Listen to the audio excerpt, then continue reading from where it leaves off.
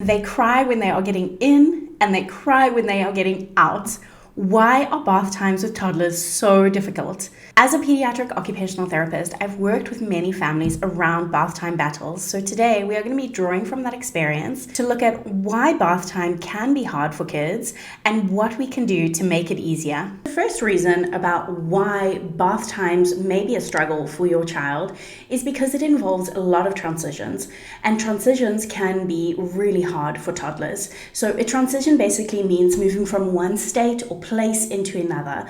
And if you think about bath time, we have firstly ending whatever your child has been doing, and then getting into the bath, that process of getting in, then being in the bath, and then getting out of the bath, then getting dressed, and then there's often like a trail of different transitions that we're doing after bath time as well, whether it's that we're in our morning routine and we're rushing to get out the door, or that it's nighttime and we are winding down for the day. So those transitions for toddlers can be really difficult. The reason is that they don't have the same concept of time and place as we do, because that is something that's still very much developing.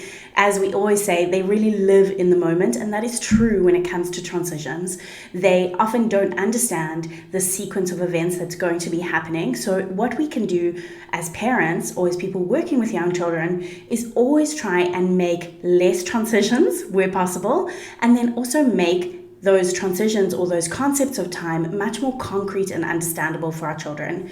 So if you think that this is one of the reasons that your child may be struggling with bath time, you may also notice that they struggle with other transitions, like getting out of the door or going from awake to asleep is a big transition during a child's day. One of the things that we can do is firstly really map out for our child and make concrete what is going to be happening. That could be you just talking them through the process of we're going to go end the play, get into the bath now, have a bath, and then get out of the bath. It could be that you are drawing this on a piece of paper for your child, or you could be using routine cards to really show them the order of what is happening for that time period. Now, if you would like to do that, I have some routine cards that I sell that are linked below. You can go and check out in the description box and come and grab them.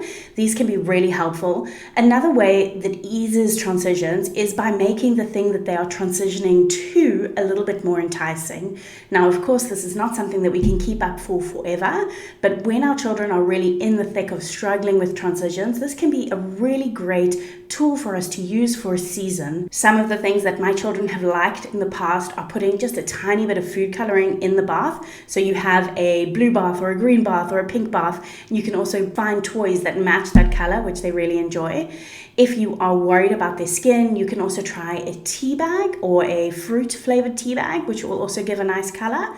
You could also try putting something that's smelly in the bath. You could try doing bubbles in the bath. Of course, water play is often very enticing for children, but when they're in the bath, sometimes things spill. So what we like to do is put a step like this IKEA one that we have for almost everything we do in our house. So to take something like that, put it inside the bath because they often do fit in the bath, and then put kind of pouring stuff on top of that so that they can engage in a play. It almost makes like a table for them in the bath if they're getting frustrated about things falling.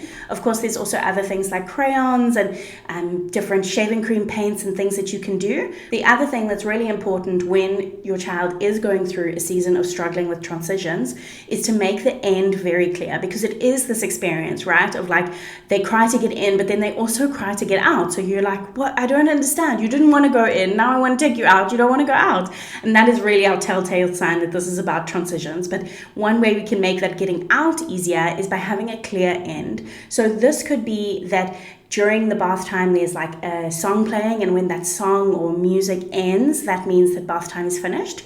It could be also that you have a timer, although I think that in a bath time setting, sometimes that can be a little bit too much pressure, but you go with what works for your family. The other thing that you could do is have a story that you read to transition out of bath time. There's great books that are made for the bath. They're like foamy, or they can go in water basically, but you can also just use a not water book and and just sit outside the bath and read it to your child. And when that book is finished, that clearly signals to your child that the bath time is finished. And of course, with any of these kind of things, you need to be practicing it several times before they really understand that that's the sign that bath time is finished. The next reason has to do with overstimulation. Often we have our bath time scheduled as part of our daily wind down routine. But by the time we are finished with a crying getting into the bath and crying getting out of the bath, it doesn't feel like it wound anyone down. Actually, it feels like quite the opposite.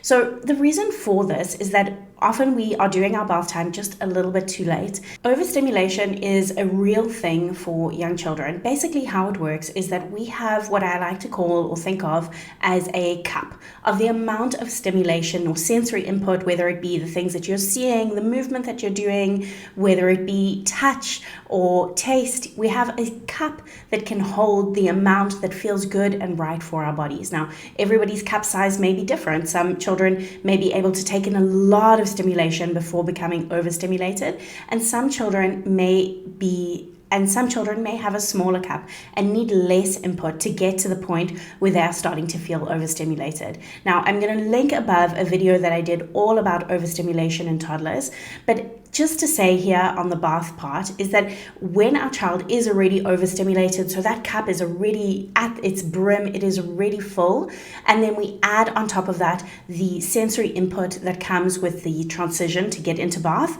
and then also the feeling of being in the bath, and then another transition out of the bath, as well as getting dressed and putting on clothes. It's all a lot of sensory input. And for our kiddos that are already with their cup completely full, they're already overstimulated, this can just be that, extra drop that makes everything spill over. So again, this is not something that's an intentional choice. This is not something that your child is doing on purpose, but it could just be that they are overstimulated from the day. So what can we do to help if we think this is the reason for our bath time battles? While there are many techniques that we use in occupational therapy and what parents use as well in their homes to help children that are dealing with overstimulation regularly, when it comes to the end point of the day, I think that we need to also just realize when to cut our losses. This could mean that you need to bring your bath time forward a bit, or it could mean that you should be doing your bath time in the daytime. As I said, I know this is really in our minds that this is part of a wind down routine, right? The first baby book or parenting book that you got probably talked about the necessity of building in a routine, and that bath time has to be part of that wind down routine. But if you are having constant bath time battles and it is leading to everything being wound up, then you need to just recognize that it's not serving that routine anymore. So either bring it forward a little bit, and yes, that may mean that you just have to do a little wipe down after a messy meal, or bring it to the morning so that your child is fresh and ready for that kind of stimulation. Remember, this is often also just a phase that children go through as they are growing and developing, or if they are learning one specific skill, then this time of bath time may feel a little bit more overstimulating for a season. It doesn't mean that necessarily for the rest of your life that your child will need to be doing bath time earlier or in the morning, but just for this time when you are really in the thick of those bath time battles, it might be a good technique to try. Now, the third reason that children can struggle with bath time is sensory related. I do think that often as parents we hear the word sensory and we confuse it with overstimulation, which we talked about before. But of course, there are children that really struggle with the sensory experience on their skin of what water feels like. So this, again, is not a choice. This is not an intentional thing that your child is doing. It is also not a phobia. It's a sensory experience. So just like some people have the experience of gagging when they eat cucumber, it's exactly the same when it comes to bath time, that some children experience bath time as being very, very harsh on their skin. It can feel like maybe ants on their body or slugs or various different things that I've heard from children, but the actual experience of being in water can feel really not nice on their skin. So basically, in this case, you would firstly have an idea that this is maybe why your child is struggling with the bath, if you see this in other areas as well. So this wouldn't be limited only to bath time. You would see it in different places, like them not wanting to touch certain things. There would maybe be some food sensitivities as well.